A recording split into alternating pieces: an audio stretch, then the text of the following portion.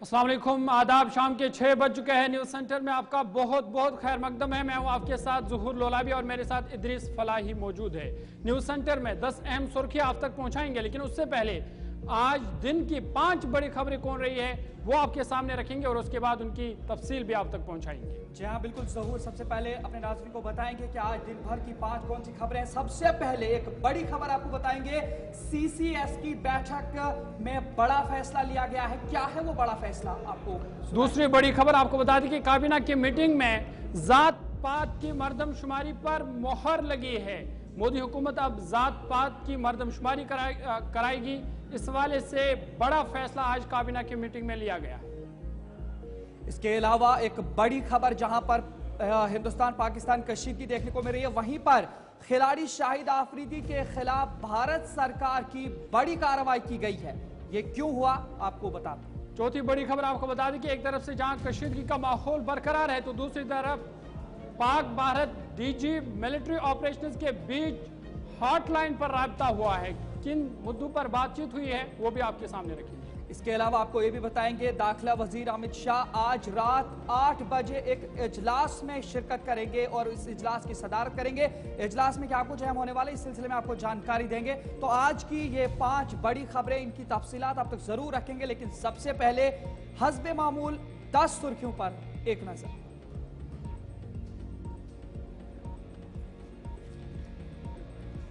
पाक भारत कशीदगी के दरमियान डॉक्टर फारूक अब्दुल्ला का बड़ा बयान, कहा वज़ीर आज़म मोदी को हमारी मुकम्मल हिमायत हासिल है। Jammu Kashmir board of school education ने 12वीं जमात के नताइज का किया ऐलान। 75% तलबा कामयाब, लड़कियों ने एक बार फिर मारी बाजी। जम्मू कश्मीर हुकूमत ने 60 पाकिस्तानी शहरियों की मुल्क बदरी का किया फैसला। जम्मू कश्मीर के मुख्तलिफ अजला से पाकिस्तानी शहरी वाघा सरहद के लिए रवाना। श्रीनगर के मुख्तलिफ मकामात पर लाउड स्पीकर पर ऐलानात, लोगों को इत्तेहादुल मुस्लिमीन और अवामी एक्शन कमेटी से अलग रहने की हुई ताकीद। श्रीनगर जम्मू कौमी शाहराह पर मुसाफिर गाड़ियों की 2 तरफा नकलो हमल जारी। बड़ी गाड़ियों को जम्मू से श्रीनगर जाने की मिली इजाजत।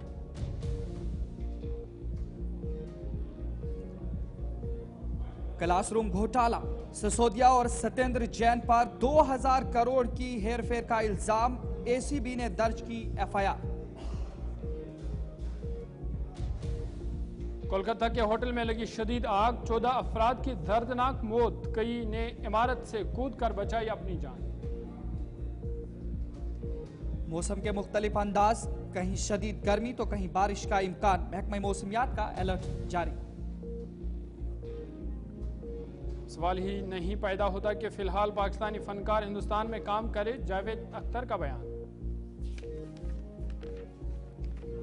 हिंदुस्तान के साथ टैरिफ पर बात सही सिमत में, जल्द मुआहदे की उम्मीद, डोनाल्ड ट्रंप का बड़ा बयान। सुर्खियों के बाद खबरें तफसीलात के साथ। सबसे पहले बड़ी और अहम खबर के हवाले से बात करेंगे। दारुल हुकूमत दिल्ली से इस वक्त की बड़ी खबर सामने आ रही है, जहां पर वज़ीर दाखिला अमित शाह आज रात 8 बजे एक अहम मीटिंग करेंगे। ये बड़ी खबर आपको बता रहे हैं कि वज़ीर दाखिला अमित शाह रात 8 बजे आज अहम मीटिंग करेंगे, जिसमें सिंध ताश मुआहदे पर बातचीत होगी। 2 मुल्क के दरमियान कशीदगी की सूरत लगातार बरकरार है और इस हवाले से दारुल हुकूमत दिल्ली में पेदर पे मीटिंगों का सिलसिला जारी है और आज रात 8 बजे यह अहम मीटिंग होने वाली है, जिसकी सदारत खुद वज़ीर दाखिला अमित शाह करेंगे।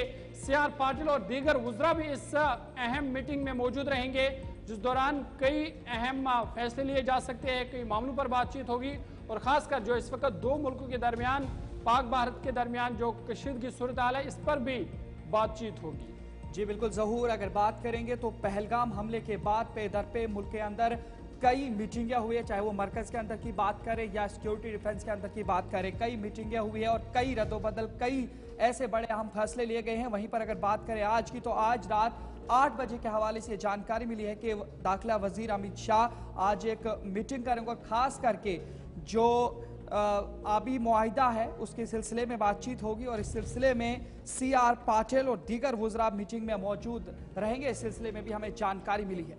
सीधा दिल्ली चलेंगे, गुलिस्तान न्यूज नुमाइंदा ताबिश कमाल हमारे साथ ज्वाइन करेंगे। ताबिश, बहुत शुक्रिया ज्वाइन करने के लिए। ये जो हम देख रहे हैं कि दारुल हुकूमत दिल्ली में पे दर पे मीटिंगों का सिलसिला जारी है और एक ये अहम मीटिंग आज रात 8 बजे होने वाली है। क्या इस मीटिंग में बड़ा हो सकता है? गृह मंत्री अमित शाह ने बैठक बुलाई है, ये उनके घर पर ही ये बैठक होगी और इस बैठक में सी.आर. पाटिल हैं जो जल मंत्री हैं, उनको बुलाया गया है।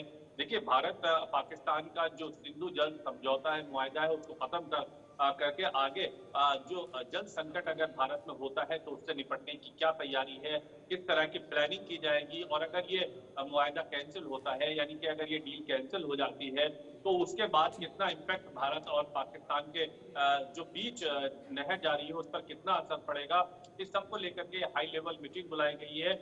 दिल्ली में आज सुबह से लगातार राजनीतिक गलियारों में मीटिंगों का दौर है। प्राइम मिनिस्टर नरेंद्र मोदी लगातार मीटिंगें कर रहे हैं। उसके बाद अब जब गृह मंत्री अमित शाह फ्री हुए तो उन्होंने आज फिर एक और अहम मीटिंग बुला ली। हालांकि इससे पहले ये भी खबर मिली थी कि इस मीटिंग में जो डिफेंस मिनिस्टर है राजनाथ सिंह, वो भी शामिल हो सकते हैं।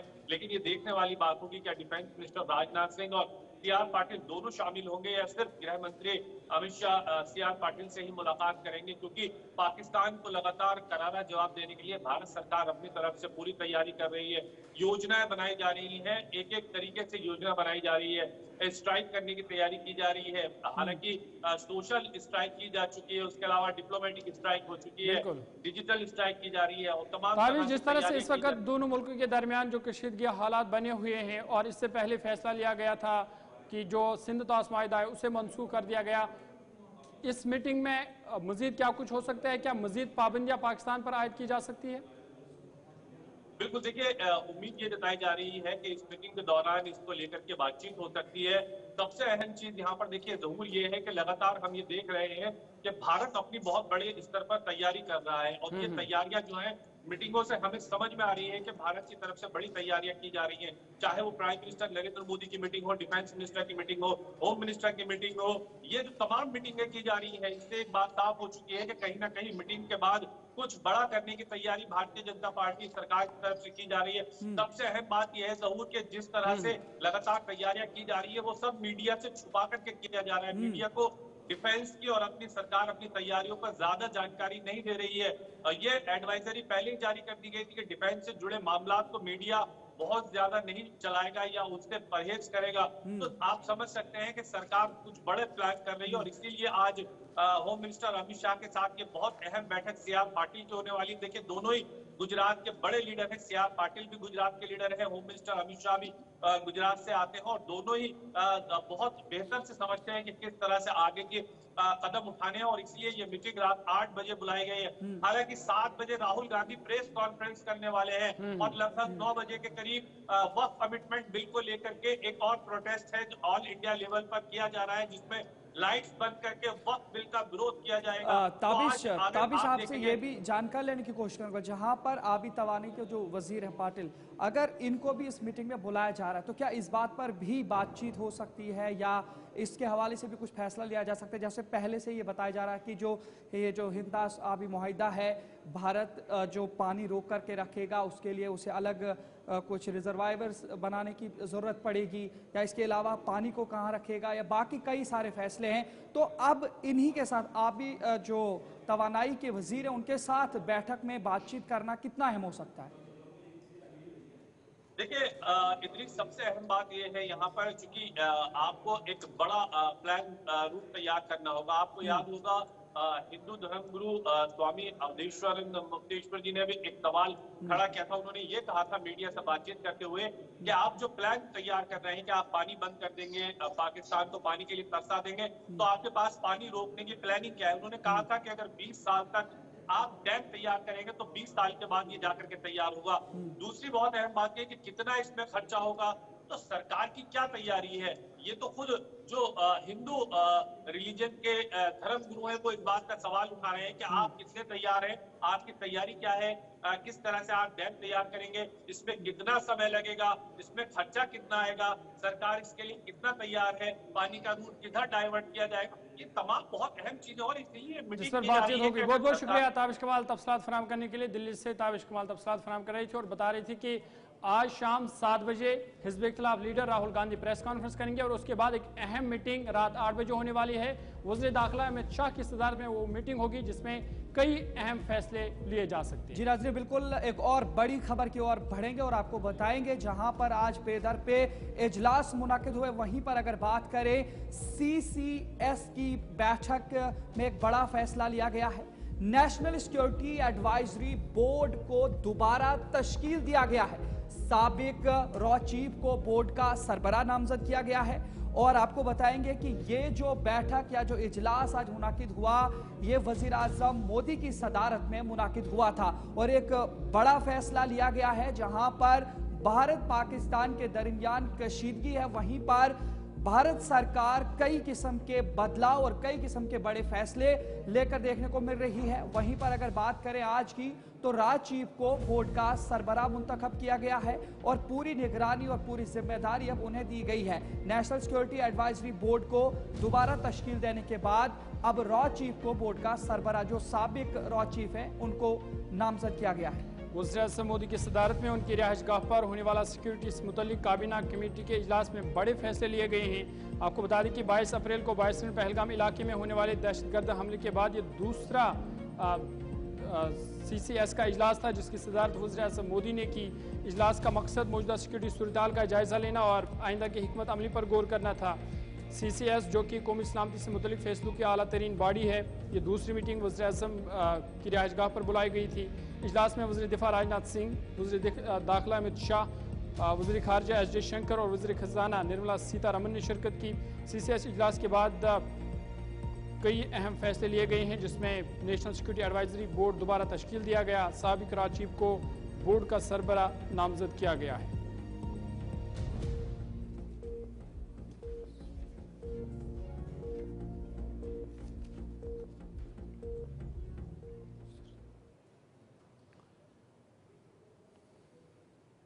चलिए आगे बढ़ते हैं और एक बड़ी खबर की बात करते हैं। आपको बता दें कि दो मुल्कों के दरमियान जहां कशीदगी सूरत लगातार बरकरार है, तो दूसरी तरफ बैनुल-अक़वामी सरहद पर अमन कायम करने की पहल की गई है।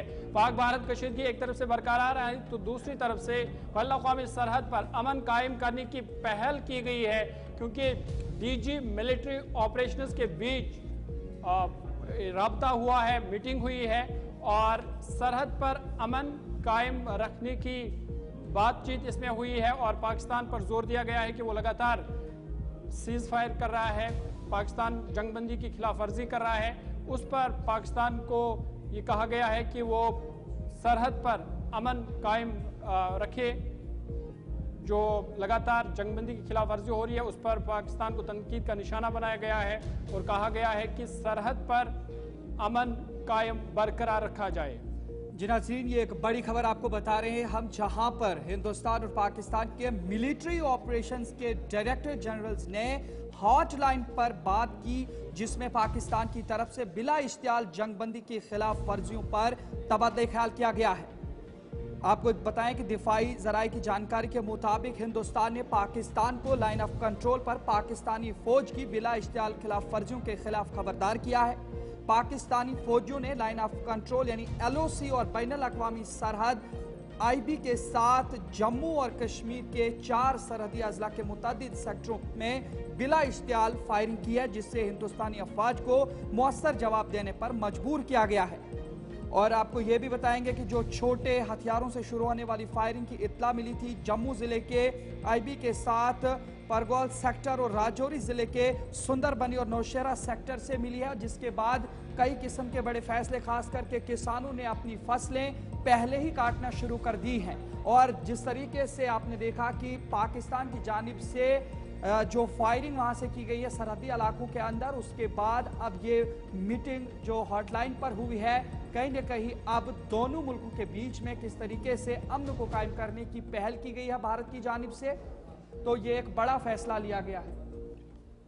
बढ़ते हैं और आपको एक और बड़ी खबर बताएंगे और ये भी पाकिस्तान के हवाले से, पाकिस्तान के खिलाड़ी शाहिद आफरीदी के हवाले से एक बड़ी कार्रवाई भारत सरकार की जानिब से की गई है। जी हां, बिल्कुल, शाहिद आफरीदी के खिलाफ भारत सरकार की बड़ी कार्रवाई की गई है। आफरीदी का एक्स ट्विटर अकाउंट भारत में बंद कर दिया गया है। भारत के खिलाफ दिया था गुमराहकुन बयान और गुज़श्ता रोज 16 चैनलों पर पाबंदी भी लगाई गई थी भारत सरकार की जानिब से, जो कि पाकिस्तान के 16 ऐसे चैनल्स थे जो भारत के खिलाफ प्रोपेगेंडा और मिस इन्फॉर्मेशन या गलत खबरें फैलाने का काम कर रहे थे। और इन तमाम चीजों पर कार्रवाई की गई है। जहां पर बात करें खिलाड़ी शाहिद आफरीदी की, तो इनके खिलाफ भी अब भारत सरकार की जानिब से गुमराहकुन बयान के हवाले से बड़ी कार्रवाई की गई है और इनके एक्स यानी ट्विटर अकाउंट को भी बंद कर दिया है भारत ने। आपको बता दें कि शाहिद आफरीदी ने सोशल मीडिया पर पहलगाम हमले के खिलाफ गुमराहकुन बयान दिया था, जिसमें उन्होंने कहा था कि भारत सरकार खुद ये हमले करवा रही है, फिर इल्ज़ाम पाकिस्तान पर डाल रही है। और इसका जवाब फिर शेख रदौन भी सामने आए। उन्होंने शाहिद आफरीदी को इस पर तनकीद का निशाना बनाया और कहा कि शाहिद आफरीदी को पाकिस्तान अपने मुल्क की तरफ तवज्जो देनी चाहिए, जो पाकिस्तान की हालत है उसके लिए उन्हें काम करना चाहिए। और इस गुमराहकुन बयान को देखते हुए सोशल मीडिया पर एक लंबी बहस चली थी, लेकिन अब भारत सरकार ने बड़ी कार्रवाई करते हुए फिलहाल शाहिद आफरीदी का एक्स अकाउंट बंद कर दिया है।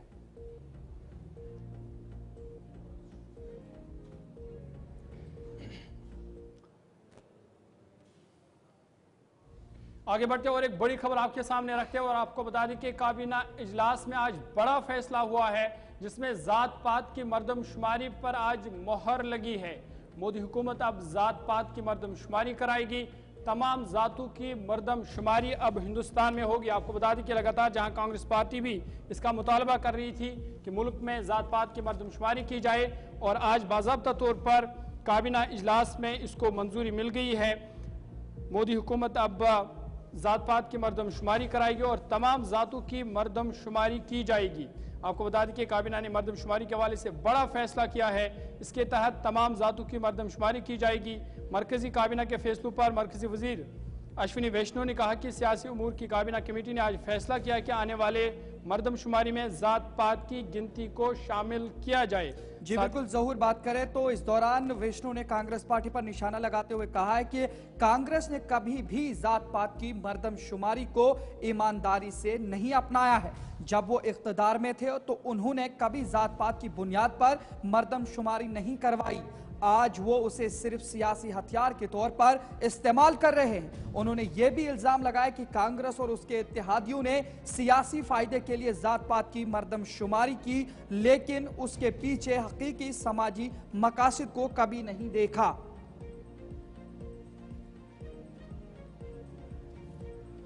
उन्होंने यह भी कहा कि आईन के आर्टिकल 246 के तहत कुछ रियासती हुकूमत को अपनी सतह पर समाजी सर्वे करने का हक हासिल है, लेकिन जात पात के आदाद शुमार को शामिल करना अब मरकजी मर्दमशुमारी के तहत किया जाएगा, ताकि यकसानियत और दुरुस्ती को बरकरार रखा जाए। अश्विनी वैष्णव ने मजीद क्या कुछ कहा वो आपको सुनाते हैं। Congress governments have always opposed caste census. Caste was not included in all the census operations conducted since independence. In 2010, then Prime Minister late Dr. Manmohan Singh ji had assured the Lok Sabha that the matter of caste census should be considered in the cabinet. A group of ministers was formed to consider this subject. Most of the political parties had recommended caste census. Despite this, Congress government decided to conduct only a survey of caste instead of a caste census. That survey is known as SECC. It is well understood that Congress and its India alliance partners have used caste census only as a political tool. As per Article 246 of the Constitution of India, the subject census is listed at 69 in the Union list in 7th schedule. According to Constitution of India, census is a union subject. Some states have conducted surveys, I am repeating the word, surveys to enumerate castes.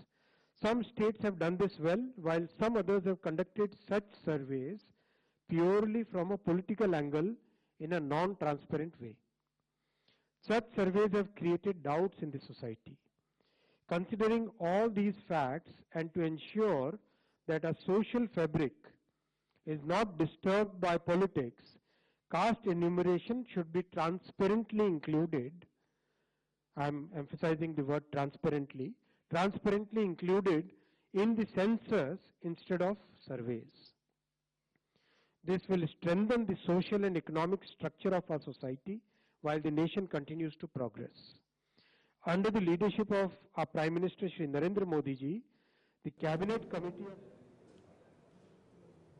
नजर इस तरीके से आगे बढ़ जाएंगे और एक और बड़ी खबर आपके सामने रखेंगे। बड़ी खबर इस हवाले से है कि वज़ीर-ए-आज़म मोदी का रूस दौरा मनसूख हो गया है। पीएम मोदी जो रूस जाने वाले थे लेकिन अब वो वहां नहीं जाएंगे। मॉस्को में यौम फतेह परेड में वो शिरकत करने जा रहे थे 9 मई को, लेकिन भारत पाकिस्तान की कशीदगी के दौरान या इसके दरमियान अब उनका ये दौरा मनसूख हो गया है और मौजूदा सूरत हाल के पेश नज़र ये दौरा मनसूख हुआ है। आपको बताएंगे कि रूस में हर साल 9 मई को ये त्यौहार मनाया जाता है और इस दौरान एक परेड होती है। उस परेड के अंदर उन्हें दावतनामा दिया गया था, लेकिन जिस तरीके से हिंदुस्तान और पाकिस्तान के बीच में कशीदगी बढ़ी हुई है, हालात इस वक्त जो सूरत हाल बनी हुई है, इन तमाम चीज़ों को मद्देनजर रखते हुए वज़ीर-ए-आज़म मोदी का ये दौरा मनसूख हो गया है। वज़ीर-ए-आज़म मोदी को 9 मई को रूस की विक्ट्री परेड में शिरकत करनी थी। ये तकरीब रूस के दारुल हुकूमत मॉस्को में मुनक्कद होनी थी, लेकिन मौजूदा सूरत हाल को देखकर वज़ीर-ए-आज़म मोदी ने ये दौरा रद्द किया। लेकिन खबर यह भी है कि उनकी जगह वज़ीर दिफा राजनाथ सिंह जाएंगे। जो रूस में 9 मई को तकरीब होनी है विक्ट्री डे परेड, उसमें वज़ीर दिफा राजनाथ सिंह शिरकत करेंगे, लेकिन खुद वज़ीर-ए-आज़म नरेंद्र मोदी इस तकरीब में शामिल नहीं होंगे क्योंकि मौजूदा सूरत हाल को देखकर उन्होंने ये दौरा मनसूख किया है।